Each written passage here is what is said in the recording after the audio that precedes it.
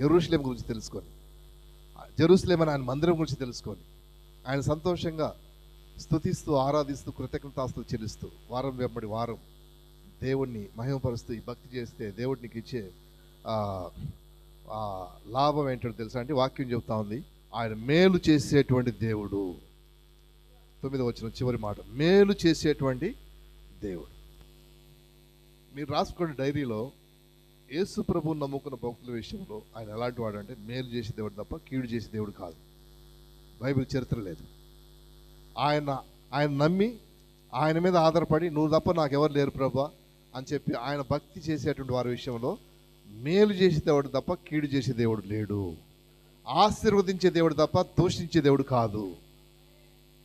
దీవించే దేవుడు తప్ప శపించే దేవుడు కాదు. మంచి చేసే దేవుడు తప్ప చెడు చేసే దేవుడు కాదు. అలా చరిత్ర లేదు.